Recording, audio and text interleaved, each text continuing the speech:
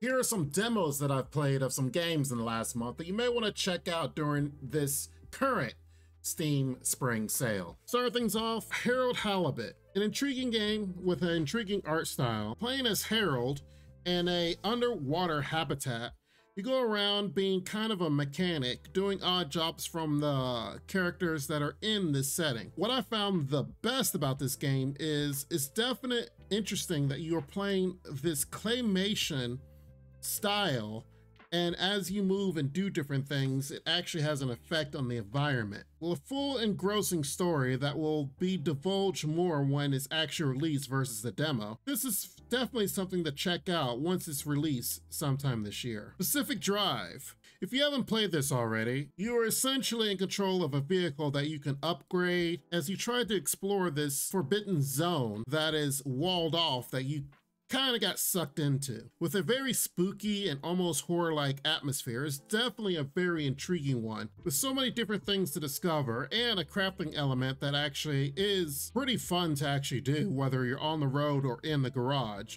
Definitely check this out if you haven't already, since it was released on the 22nd of February. Isles of Insight. If you like puzzle games and you like MMOs, why not do both? As a big MMO style game where puzzles are literally everywhere, this definitely does not make the game boring at all, as the difficulty can start off small and then later spike up depending on where you go.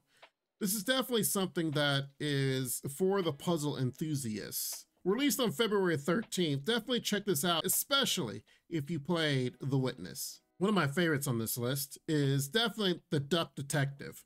Albeit a very short demo, this is very reminiscent of the case of the Golden Idol. Find clues, interrogate people, try to line up stories, so then that way you can solve the mystery as the Duck Detective. Definitely check this one out when it's released later this year. Until then, Story of a Boy and His Friends. It does have a small amount of mini games, but they're very few and far between. This is definitely a slice of life game, as you play as a boy that goes to school and kind of finds out about the hardships of a disaster that has hit the world and its lingering effects on you, society, and the town you live in. With no select release date other than coming soon, I will highly suggest you check out this demo first to see if it's something that intrigues you.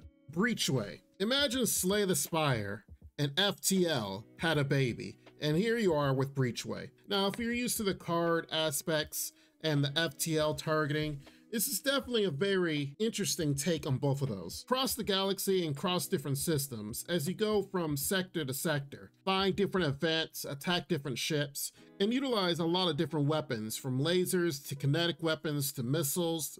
There's all kinds of different things here, and a lot of different strategies, with different upgrades for your ship, and you can unlock other ships. This is definitely something to take a look at once it's released in March 22nd. Hashtag Blood. If you're a fan of the 90s, especially 90s cartoons, this is definitely a very interesting hack and slash hand-drawn game. You play as a girl that has just moved to town, but also coming to town are vampires. Just from the demo alone, there was a lot of different references to old style cartoons and shows. Enjoy this hack and slash as you go through complete quests and fight vampires that attack your town. Be sure to check this one out when it's released June 18th. Diceomancer. Another game that's very similar to Slay the Spire. The dice in this game is everything. A lot of different cards allow you to utilize different abilities. Now in the demo itself, you're only classed with one different color, kind of like Magic the Gathering. You can later mix and match different colors to have different pools of cards, which you use those cards to either A, attack or shield up,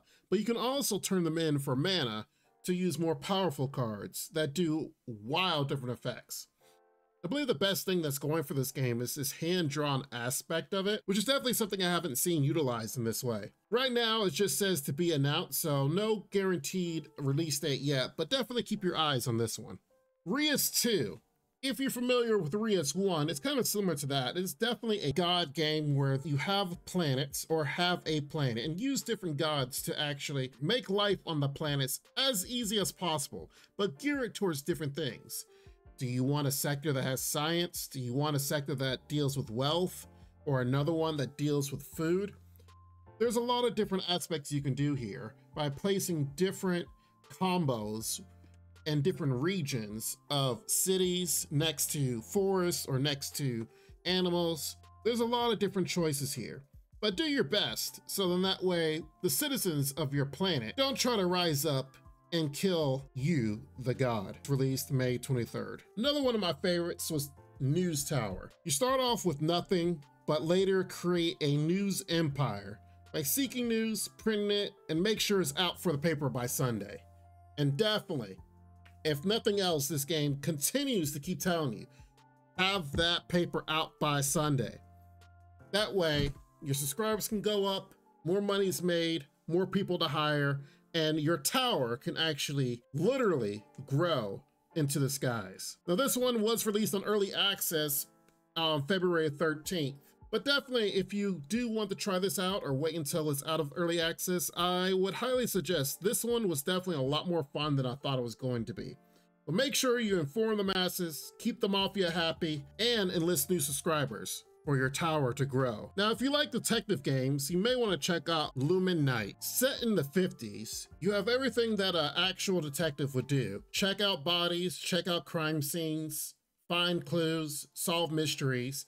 But there's a lot of different puzzles here, actually. Now, one thing that's very different is you can actually play like almost like a B-side, if you will, of the game, where you play as a girl, whereas it's almost like you are a ninja. You must break into places and a completely stealth-like game that is kind of different than the detective side. Now, how do these two work together? You'll definitely have to check it out when it's released later this year. Another game that I thought was really good is this one called Biogun. Dogs around the world have a deadly virus. So what is a scientist to do but create a vaccine? And that's where you come in. You're injected into the scientist's dog, and your job in this Metroidvania is to kill off the virus, be the vaccine that helps dogs around the world. As you are inside the body of a dog with a lot of different animal-themed viruses, blood cells, all the different things you would find inside your body. Use the tools given to you by the scientist and actually track down and save man's best friend around the world. Only marked with coming soon. Definitely wishlist this one and check it out as more is revealed about it in the future. Another hack and slash game on this list is Quit Today. You go to work, everything's fine, and then you're bombarded by people that are telling you that you're trying to quit. Now, of course, at first you're like, I just want to work. But as you fight and destroy robots in this corrupt company, you decide, you know what, I will quit today. With each level in different parts of the company, you have different events and different things that you have to do. It is a very interesting roguelike. Slated with just coming soon. Check out Quit Today and see if it's something that you may be looking forward to in the future. And finally, Millennia. Is this the new civilization killer? Maybe, maybe not. But as a 4X game, there's definitely some things here that are different than the traditional Civ game style. Although this demo only covers the first few eras, it is a shame because it's been stated that there's so many different eras and dynamics that will progress through this game as you get more and more into the mid and late game. All I can say is I did enjoy the early game, and I definitely am looking forward to the release of this one coming March 26th. Overall, a lot of games that I played demos for this month. Some were long, some were pretty short. Make sure you guys like and subscribe. Definitely tell me which one of these were your guys' favorite if you do end up playing them. You guys be safe, take care, and Lord willing, I'll see you next time. Bye-bye for now. This ain't what you want, bitch, I'm a fucking phenomenon.